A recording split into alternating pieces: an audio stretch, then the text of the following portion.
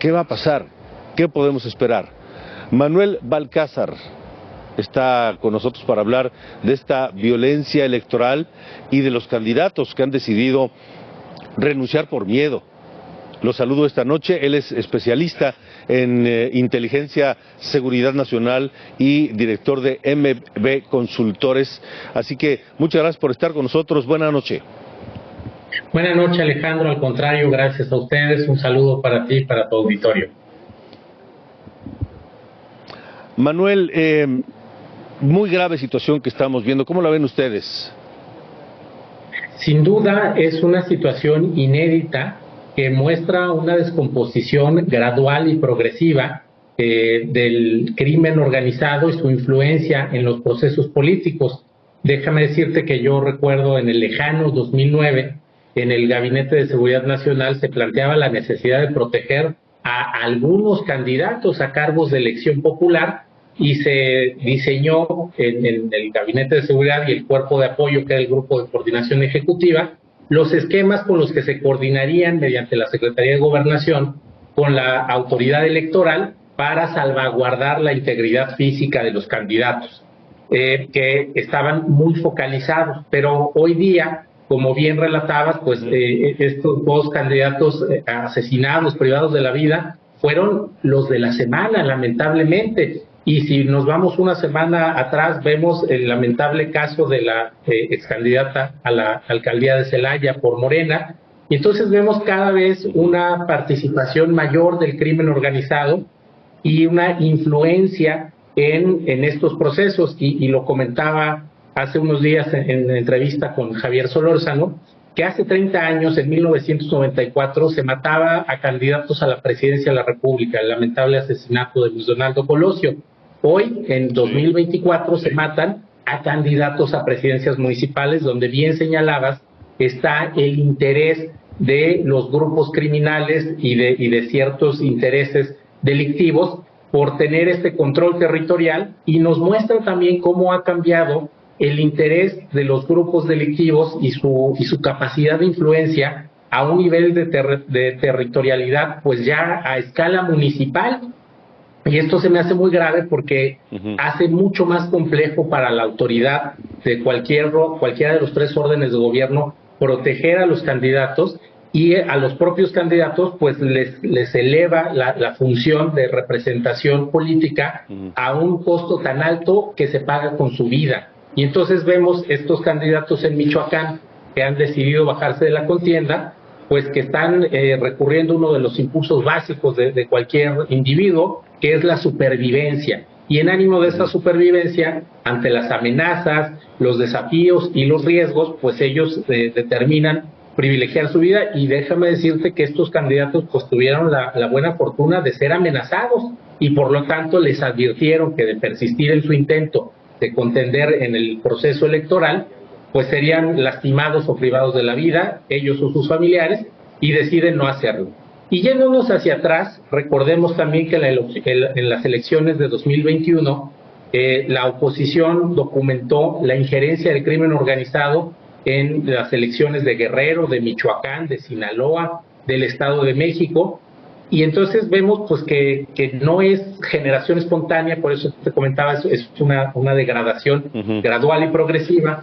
Y si nos vamos también a la elección de 2018, pues hubo esta participación en menor escala, y ahora que veía el caso de estos aspirantes del PRD en Michoacán, tampoco podía evitar dejar de pensar en el caso del diputado federal Julio César Godoy Toscano, que justo en 2009 pues toma posesión de una manera clandestina cuando lo introducen a la Cámara de Diputados en la cajuela de un vehículo, porque estaba acusado de estar vinculado con los grupos criminales, él del PRD, pero también el gobernador del PRI interino, pues es acusado, y de hecho estuvo un tiempo en prisión por haberse reunido con las autoridades delictivas de la familia michoacana, y el hijo del exgobernador Vallejo también fue captado con aquel líder histórico, Servando Gómez Martínez Platuta. Y pues también empezábamos ya a ver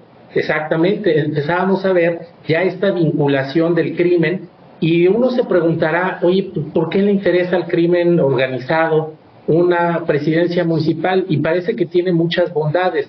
La primera es por el cambio de modelo de control territorial. Ya hay un interés donde los delincuentes están buscando tener una influencia directa y en un primer momento se apoderan de las actividades ilícitas, la piratería, las actividades no reguladas, la venta de productos apócrifos, la prestación de servicios tolerados, pero después dan el salto, que es lo que lamentablemente ha ocurrido en Michoacán, y empiezan a quererse apoderar y extorsionar a las actividades lícitas, y lamentablemente en Guerrero y Estado de México también, en el corredor de la Tierra Caliente. Y entonces ese es en un primer momento lo que les da una presidencia municipal, el control territorial y la información que te da una policía municipal.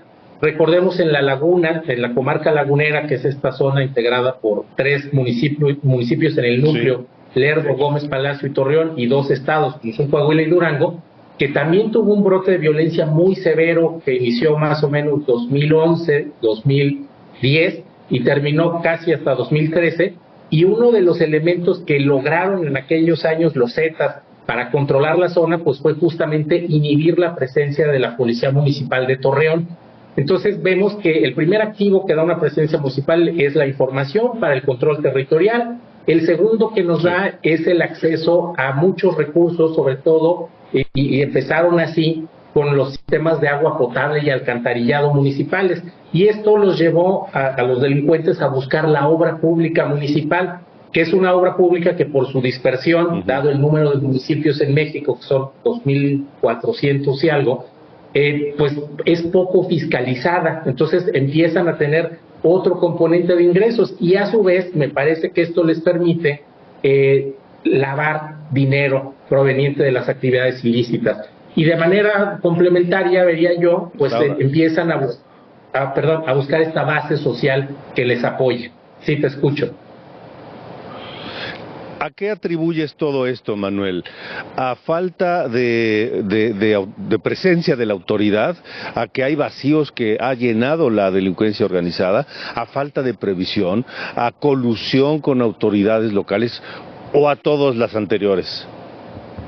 Pues es una muy buena pregunta la que me haces, Alejandro. Yo creo que son todas las anteriores, pero me parece que el 70% de esto es la falta de previsión de las autoridades. Hay un libro extraordinario que se llama Votos, Drogas y Violencia, de Guillermo Trejo y Sandra Ley, y ellos hacen un estudio histórico de las elecciones en México y documentan con un modelo matemático cómo cada que hay un cambio en la titularidad del Poder Ejecutivo en la escala local, principalmente entidades federativas, se detona la violencia. Y el primer caso que ponen y que ocurre aquí en México, pues es justamente Baja California, cuando, recordemos, es lo que se conoce como la primera alternancia con el gobierno panista de Ernesto Rufo, sí. Y es ahí donde, con los Arellano Félix encabezando la violencia criminal, tenemos el primer brote. Y así distintos estados, entidades federativas, después viene Chihuahua también, donde se da la alternancia con el PAN, sí. Veracruz, donde también llega el PAN, y esto está documentado. Entonces, si vemos que hay un cambio de gobierno que deriva en un potencial brote de violencia, creo que las autoridades de mayor orden administrativo, en este caso el federal, pues tendrían que estar tomando las previsiones correspondientes sí. para hacer los blindajes desde la selección de los candidatos por un lado y por el otro también diseñar estrategias mucho más de largo plazo, porque me parece que son coyunturales y tienen una lógica principalmente partidista. Y cuando hablábamos hasta el 2000 de un partido hegemónico, pues era como relativamente más fácil para el presidente de la República ejercer el control político, social y de seguridad. Cuando viene la alternancia y tenemos un presidente de un partido, gobernadores de otro y alcaldes de otros partidos, entonces se vuelve mucho más complejo, pero eso sí. le representa una oportunidad al crimen. Es paradójico que el proceso democrático que a los ciudadanos nos permite elegir autoridades, a los criminales también les permite ampliar sus opciones de coerción, de soborno y de acecho. Y entonces vemos que una entidad federativa que antes era dominada por un solo grupo, en acuerdo o en soborno con un actor político, después se vuelve tan compleja como el número de municipios que tenga esa entidad. Y creo que esto es parte de lo que las autoridades todavía no dimensionan, de cómo enfrentar la criminalidad en un proceso que se le conoce como etapa evolución. El crimen está evolucionando a una fase predatoria o simbiótica donde desafía al Estado. Pues vamos a ver en qué momento la autoridad pues pone manos a la obra para acabar con esta situación. Manuel Balcázar, gracias por haber estado con nosotros. Gracias, Alejandro, un gusto platicar con ustedes. Hasta luego. Igualmente, gracias, buenas noches. Vamos a la información. Xóchitl Gálvez pide que se